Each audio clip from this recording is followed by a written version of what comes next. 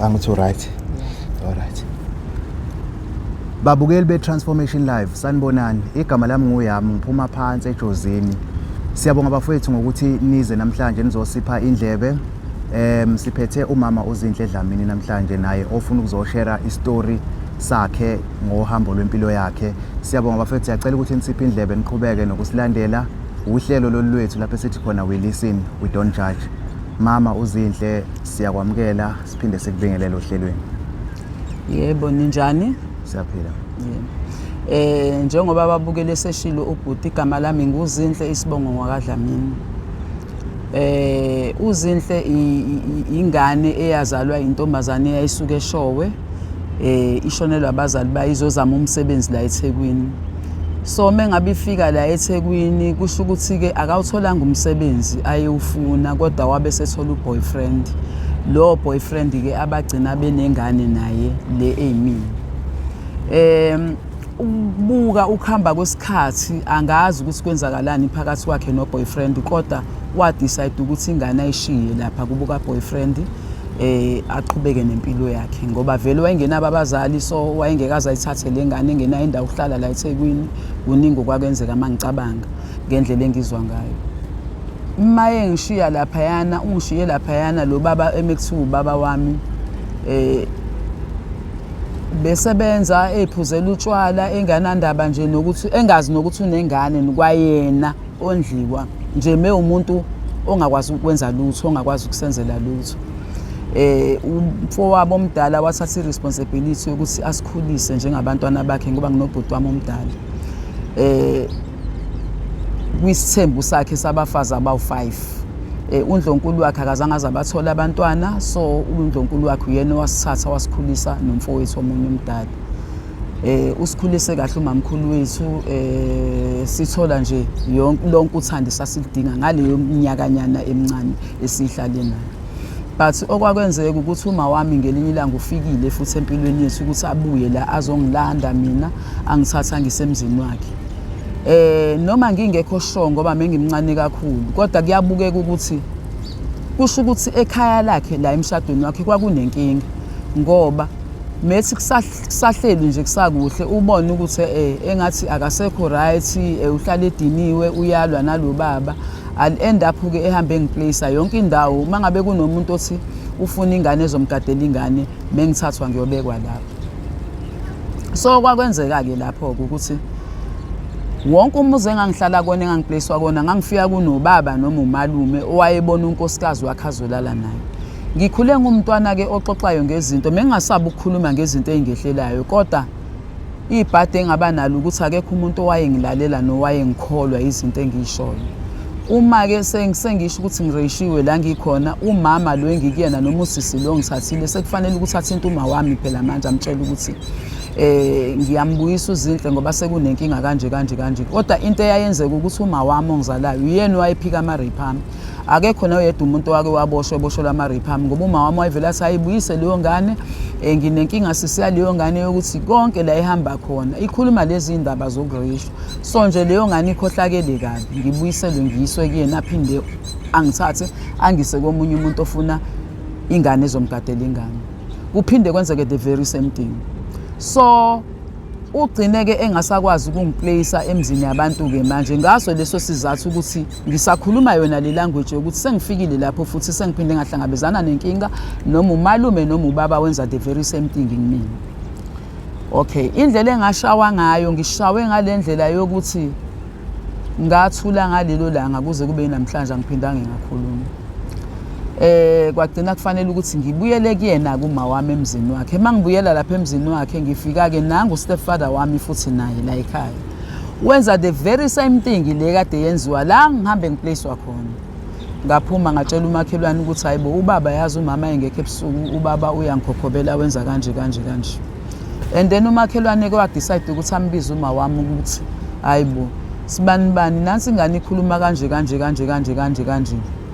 Uma wami uphendule wathi Ma angeke ngize ngikwazi mina ukuthi ngibuze indoda yami lento ekhulunywa yilengane. Lengane le yonke indawo la ehamba khona ikhuluma lezi indaba. Yonke indawo la ehamba khona ukhuluma ukuthi ureshiwe. Mina ngishade nale ndoda lengane yami ino 2 years. So le ndoda ayisoze yayirape lengane. I'll end up mina ngumna kwabokama wami ku stepfather wami. Ngumfazi kababa wami wesibili esezenzela noma yini ngingasatshela umuntu ngoba vele kwakufana kwangangisiza.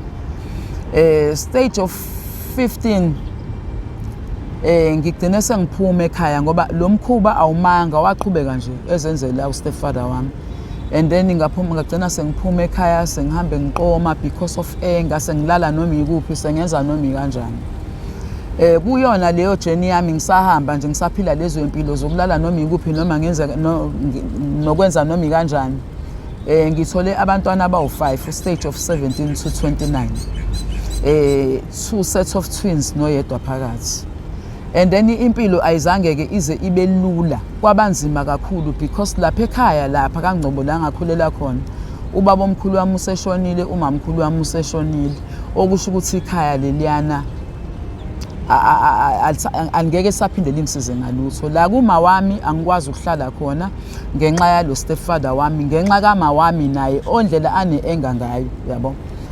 Okay, ngagcina ngilala abantwana abawu5 engibathola nje ngihambe ngihambe ngihlala la emzini yabantu. I'll end up ke labo bantwana abawu5 kwabami yabo obaba babo bengasekho.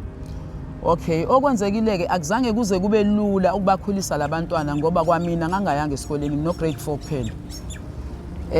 Akukona ukuthi futhi angiyanga esikoleni ngoba abaza uma wami wayengangifundisi but mina nga decide ukuthi ngiyekele isikole ngoba 1 njengoba ngangihambe ngiplacewa yonke indawo mase ngihambile ngilapho akekho umuntu oreportayo ukuthi esikoleni kwenzakalani. Uma sengibuyile ngihlala la ekhaya ngifunda uma khamba isebenzi la ekhaya fanele uma wami ahlalise mina ngayi esikoleni ngigada abantwana basekhaya. So ngagcina isikole engasithandi ngisengiyibuka iage yami sengimdala iclass engilifundayo selincane kunami sengikhulile ngempela ngagcina ngidecide ukuthi ngiyeke isikole. So akuzange kuze kube lula ke ukuthi ngibakhulise labantwana ekade ngihambe ngibazala la kade ngihambe ngiqoma khona ngenza noma kanjani ngingafundile ngingenawo umsebenzi.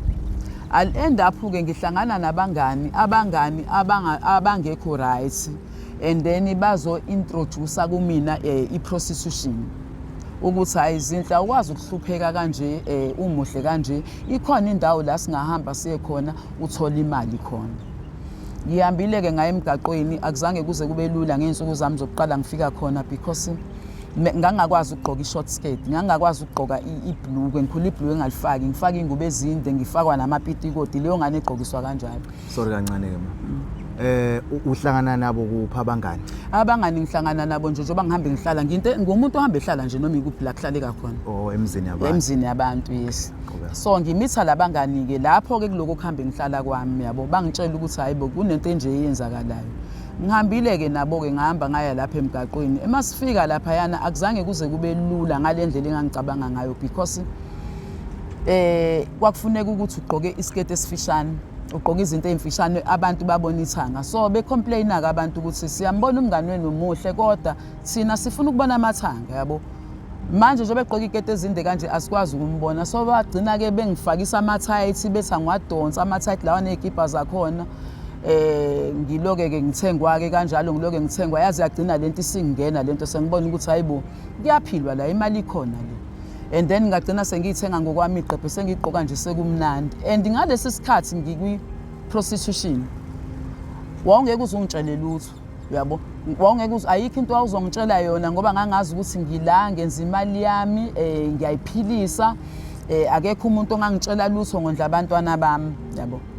Ngiqhubekile ke ngihambe ngihlala nabantwana ngoba noma ngilimele noma ngangilimele ngalendlela engangilimele ngayo kodwa into eyenzeka kumina ngizange ngifane nabanye abantu abalimele abantwana bami ngabathanda ngalendlela.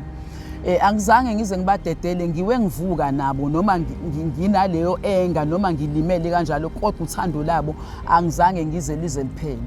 So abantwana njengoba ngifuna sicacisele umbukele emakhaya ukuthi Mukhuluma ukuthi waye emgwaqeni ukhuluma ukuthi waya kuphi eThekwini. Ngaye Usuke eThekwini, elokishini. ngisuke elokishini. Okay, ngifuna ucacisela ababukeli ukuthi njengoba uthi uqhubekile uvuka nabantwana bakho ufike usuke eThekwini awufike usuke elokishini uze eThekwini uphinde ubuyele kubantwana or kwakukanjani? Yes, ngangisuka nje ntambama ngeThekwini ekseni ngibuye ngize kubantwana.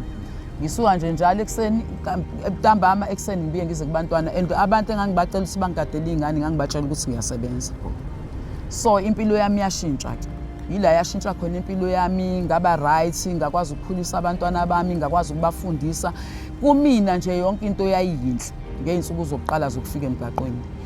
But ngokuthi emgaqweni akukho lula ukuba semgaqweni.